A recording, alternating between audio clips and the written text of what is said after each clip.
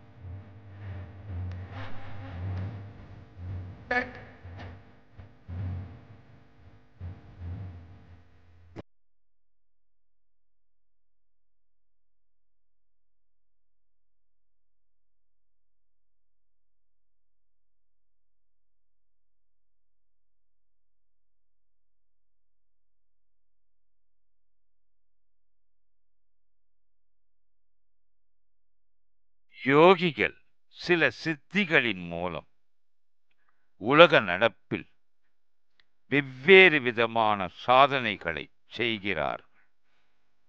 இவை உண்மையிலே சாத்தியமானதா அல்லது இப்னாடிசம் போன்ற மனோவசிய சக்தியை சான்றுள்ளதா?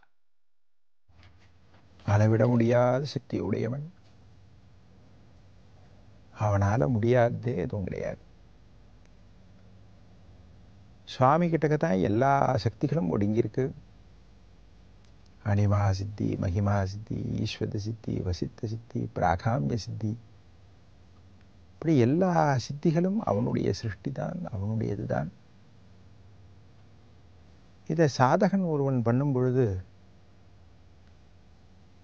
ஒரு ஜீவன் இருக்கு, அந்த ஜீவன் பூஜை பண்ணிகிட்டே இருக்குன்னா சுவாமி சில சித்திகள்லாம் தானாக வாழ்க்கை கிடைக்கிறது. இந்த பூஜையுடைய மகத்துவம். நேரம் தவறாம பூஜை. கார்த்தால 9 மணி ஆயிடுத்துன்னா யாரையும் அவர் எதிர்பார்க்க மாட்டார். அவர் பாட்டு உட்காந்துருவார், பூஜை பண்ண ஆரம்பிச்சிருவா. அப்படி காலம்பரை 4 மணிக்குன்னா 4 மணிக்கு எழுந்து உட்காந்து ஸ்நானம் பண்ணிட்டு உட்காந்து பூஜை பண்ண ஆரம்பிச்சிருவா. அந்த 6 மணி வரும்போது சந்தியாவதனம் பண்ணுவா. 6:30 மணிக்கு சமிதாதானம் பண்ணுவா. 7 மணிக்கு மற்ற பிரார்த்தனைகள்லாம் பண்ணுவா. 8 மணிக்கு சிறு ஆகாரம் எடுத்துப்பா. 9 மணிக்கு அந்த வேதத்துக்கு, அந்த வேத சனாதனமான வாழ்க்கைக்கு ஏற்றபடி சமைத்து சேகரிக்கிறது அதெல்லாம் பண்ணுவா. 10 மணி ஆன உடனே மாத்தியானத்துக்கு ரெடி பண்ணிட்டு 11 மணி ஆன உடனே மாத்தியானிகம் ஆரம்பித்து பிரம்ம யஜ்யம் பண்ணி யாரையும் எதிர்பார்க்க மாட்டேன். இப்படி நித்தம் அந்த கர்மாக்கள்லாம் பண்ணி பண்ணி பண்ண பண்ண பண்ண அவருக்கு சில சக்திகள்லாம் தானாக கிடைச்சிடும். இப்போ ஒரு துறையில் நாம் இருக்கோம், ஒரு கம்ப்யூட்டர் துறையில் இருக்கோம். அந்த கம்ப்யூட்டர் துறையில், கணினி துறையில் இருக்கும் பொழுது நாம் அதெல்லாம் செய்கிறோம், அதெல்லாம் பண்ணுறோன்னா நம்ம மனசு அதில் ஒருநிலைப்படும் பொழுது நமக்கு அதில் உண்டான சில சூக்ஷ்மங்கள்லாம் நமக்கு அது தெரிய ஆரம்பிச்சிடும். உடனே என்ன பண்ணுவோம், கட கட கட கட கடன்னு நம்ம பாட்டுக்கு அது என்ன உண்டோ செஞ்சுட்டே இருப்போம். நமக்கு அப்படியே பழக்கத்தில் வந்துடும். அது மாதிரி அப்படி பழக்கத்தில் வரும்பொழுது அதில் என்னென்ன சூக்ஷ்மங்கள் இருக்கோ, இப்போ என்னுடைய பாஸ்வேர்டு போட்டால் தான் உள்ளே போக முடியும் அப்படின்னு இருந்ததுன்னா அந்த பாஸ்வேர்டை எப்படி கண்டுபிடிக்கிறதுன்ற சக்தியும் நமக்கு தெரியும். உடனே அந்த இடத்துல போய் உள்ளே போய் பார்த்து அதுக்கு என்ன தகுதியான வார்த்தையோ அந்த தகுதியான வார்த்தையை போட்டு நாம் என்ன இலக்கை அடையணுமோ அந்த இலக்கை நாம் சாதாரணமாக அடைச்சிருவோம். ஏன்னா அது பழக்கம். அப்படி இந்த ஜீவனாகப்பட்டது ஒவ்வொரு விதத்தில் இந்த தியானம் பண்ணி சுவாமியை பிரார்த்தனை பண்ணி பண்ணும் பொழுது சில விசேஷ சக்திகள்லாம் இந்த ஜீவனுக்கு தானாக ஏற்பட்டுடும். நம்மளுடைய மூளையாகப்பட்டது ஒரு வரையறுக்கு உட்பட்டு நாம் இருக்கும் பொழுது இதை செய்யணும் அதை செய்யணும் நமக்குள்ளே ஆணையிட்டு இருக்கும் பொழுது அது ஒரு குறிப்பிட்ட வரையறைக்குள்ளே தான் இருக்கும். ஆனால் ஜீவராசி அந்த குறிப்பிட்ட வரையறைக்கு உட்பட்டதல்ல. அவனால் எல்லாம் சாதிக்க முடியும்.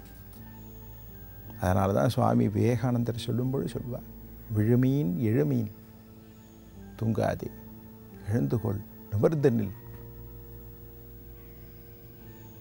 அந்த கலக்கத்திலேயே இருக்காத, உன்னுடைய சக்தி அளவிட முடியாது அப்படின்னு தட்டி எழுப்பினார். ஆக ஒவ்வொருத்துக்குள்ளேயும் மகாசக்தி ஒளிஞ்சின்றிருக்கு. அந்த மகாசக்தியினால் சில விதமான தன்மைகள்லாம் வரும். இப்போ உலகத்தில் என்ன நடக்கிறது அப்படின்றத அவளால் உட்கார்ந்த இடத்துல அறிய முடியும். சில சக்திகள்லாம் இருக்குது, சில எதிர்மறை சக்திகள்லாம் இருக்குது. அந்த எதிர்மறை சக்திகள்லாம் என்னென்ன செய்கிறதுன்றத அவள் உணர்ந்துக்க முடியும். அதோடு மட்டும் இல்லை, இப்படி அவள் தியானம் பண்ணி இருக்கிறதுனால ஒரு யோக நிலையை அடைஞ்சுடுறா. அந்த யோக நிலையை அடையும் பொழுது சுவாமியுடைய அந்த அனிமா சித்தி, மகிமா சித்தி எல்லாம் அவளுக்கு கிடைச்சிடுறது. இந்த சித்திகள்லாம் கிடைச்ச உடனே அந்த யோகி என்ன பண்ணுறா, தன்னை நம்பி இருக்கக்கூடிய ஜீவராசிகளுக்கு என்னென்ன கஷ்டம் வருதோ அந்த கஷ்டத்தெல்லாம் நிவர்த்தி பண்ணுறா. உடம்பு சரியில்லை, நம்ம குருக்கிட்ட போய் சொன்னோன்னா உடனே சொல்வார், நான் பிரார்த்தனை பண்ணிக்கிறேன். அவர் நமக்கோசரம் பெருமானிடத்தில் போய் பிரார்த்தனை பண்ணுவார். அப்பா, அந்த குழந்தை கஷ்டப்படுறான்ப்பா, என் குழந்தைப்பா, அவன் கொஞ்சம் காப்பாற்றி விடுப்பா, உடம்பு சரியாகணும்ப்பா அப்படின்னு அவள் பிரார்த்தனை பண்ணும்பொழுது பெருமான் அதுக்கு செவி சாய்ப்பான். ஏன்னா 24 மணி நேரமும் அந்த பெருமானையே நினச்சிட்டு அந்த பெருமானோடையே இருக்கா இல்லையா. அதனால் சுவாமி அந்த இடத்துல விட்டு கொடுக்க மாட்டான். அந்த யோகிக்கோசரம் அந்த குடும்பத்தை ரட்சிப்பான். எதிர்மறை சக்திகள், துஷ்ட சக்திகளால் கஷ்டப்படுறான் அப்படின்னும் பொழுது அந்த ஆச்சாரியன் இடத்துல போய், அந்த யோகி இடத்துல போய் பிரார்த்தனை பண்ணும்பொழுது அந்த யோகி என்ன பண்ணுறார், அவனுக்கோசரம் சுவாமி இடத்துல பிரார்த்தனை பண்ணுறார். அவருக்குன்னு எதுவும் கிடையாது, என்ன இருக்குதோ அதான். அந்த ஜீவன் கஷ்டப்படுறது, அந்த ஜீவனுக்கு நிவர்த்தி மார்க்கம் கிடைக்கணும், அது சரியாகணும் அப்படின்னு பிரார்த்தனை பண்ணும் பொழுது சுவாமி அந்த பிரார்த்தனைக்கு செவிசாய்த்து அந்த எதிர்மறை சக்தியினால் ஏற்படக்கூடிய இன்னல்கள்லாம் திருத்துவார். ஒரு நோய் வந்துடுறது, அந்த நோய்க்கோசரம் கஷ்டப்படும் பொழுது அந்த யோகி கிட்ட போய் பிரார்த்தனை பண்ணும் பொழுது அந்த யோகி சொல்லுவார், நான் சுவாமிகிட்ட பிரார்த்தனை பண்ணுறேன், உங்களுக்கு சுஸ்தமாயிடும், உங்களுக்கு சரியாயிடும் அப்படின்னும் பொழுது சுவாமிகிட்ட போய் பிரார்த்தனை பண்ணுறா. அப்படி பிரார்த்தனை பண்ணும் பொழுது சுவாமி அவருக்கோசரம், அந்த யோகிக்கோசரம் அந்த வியாதி சங்கடத்தை நிவர்த்தி பண்ணுவார். இதெல்லாம் மனத்தை வசியம் பண்ணி செய்யக்கூடியதோ இல்லை கண்கட்டு வித்தையோ கிடையாது. கண்கட்டு வித்தையெல்லாம் 3.25 நாழிகை தான் இருக்கும். இதுவும் சொல்லியிருக்கா, நம்ம ஆட்கள் பண்ண மாதிரி வேறு எந்த மதத்துலேயும் எதுவுமே கிடையாது, எல்லாத்துலேயும் புகுந்து பார்த்துட்டா. இது மாதிரி காட்சிகள்லாம் தெரியுதே, கண்கட்டு வித்தை பண்ணியிருப்பாளோ, ஆனால் அது 3.25 நாழிகை தான் இருக்கும், அதுக்கு மேலே இருக்காது. 2.5 நாழிகை 1 மணி, அதுக்கு மேலே அது வேலை செய்யாது. அதனால் அந்த சக்திகள்லாம் பண்ணி மயக்கியோ யோகி செய்வார் சொன்னால் அதை ஒத்துக்க முடியாது. ஏன்னா அது மாதிரி யோக நிலையில் இருக்கிறவாள்லாம் இது மாதிரி கீழ்த்தரமான செயல்கள்லாம் செய்ய மாட்டாள். நீ வரையா, வழிபாடு பண்ணுறியா, என் கூட இருக்கியா, இரு, இல்லை நான் போய்ட்டு வரேன், சரி போயிட்டு வா. அவளுக்கு எந்த வெறுப்பு கிடையாது. அப்படி இருக்கக்கூடியவ தான் யோகிகள். பிரத்தியாருக்கோசரம் இவா பிரார்த்தனை பண்ணுறதுனால அவளுடைய பாவங்களை இவா சார்ஜ் பண்ணிக்கிறா, இவாளுக்கு சேர்ந்துடும். பரமஹம்சருக்கு ஒரு வாட்டி வயிற்று வலி வந்துருத்து, ஒரு கடுமையான வியாதி. ஏன்னா ஒரு பக்தனுக்கோசரம் இவர் பிரார்த்தனை பண்ண போய் அந்த பக்தனுக்கோசரம் அந்த அவனுக்கு சொஸ்தமாயிடுது. அந்த வியாதியை நல்ல யோகிகள்கிட்ட கேட்கும் பொழுது அவள் சொல்லுவாள். அதை சுவாமி 16 பாகமாக பிரிப்பான். ஒரு குறிப்பிட்ட பாகத்தை அந்த வியாதி சங்கடத்தை அந்த குலதெய்வத்துக்கு அமைச்சிருவான். ஒரு குறிப்பிட்ட பாகம் அந்த கர்மாக்கள் இப்போ பூஜை பண்ணுறோம், இப்போ உனக்கு உடம்பு சரியில்லை, உனக்கு ஹோமம் பண்ணுறேன்னா அந்த ஹோமத்துக்கு நாம் என்னென்ன செய்கிறோமோ, அந்த ஹோமத்தில் என்னென்ன சமர்ப்பணம் பண்ணுறோமோ அதுக்கு ஒரு குறிப்பிட்ட அளவு போயிடும். அப்புறம் ஸ்ரத்தை. எந்த ஒரு செயலாக இருந்தாலும் ஸ்ரத்தை இருக்கணும். இப்போ நம்ம இதை செய்ய சொல்லிட்டா ஏதோ கடனாக செய்யணும், ஏதோ செய்யணும் அப்படின்னு செஞ்சோன்னா அது சோபித்தப்படாது. அது முழு ஆர்வத்தோடு செய்யணும். அதனால தான் அடியார்கள் சொல்லும்போது சொல்லுவாள், ஆர்வத்தை உள்ளே நிறுத்தி சந்தோஷமாகவும் ஆர்வத்தோடையும் அந்த செயல் செய்யும் பொழுது அந்த செயல் பிரகாசிக்கும். அப்படி அந்த ஸ்ரத்தைக்கோசரம் கொஞ்சம் பலன் போயிடும். அப்புறம் யார் ஆச்சாரியன், யார் யோகி, அந்த யோகி பிரார்த்தனை பண்ணுறான் இல்லையா, அவனுக்கு 50% போயிடும்.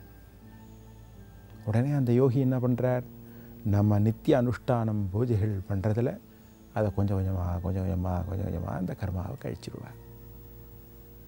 பிரத்தையாருக்கோசரம் தான் வாங்கி குடிக்கக்கூடியவர் நல்ல யோகிகள்லாம்.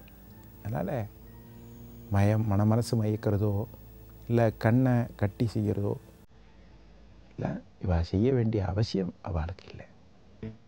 வினாக்களை அனுப்ப அருள் நேரம் ஜெயா டிவி, தபால் பெட்டி எண் 3173, சென்னை 6,32,000.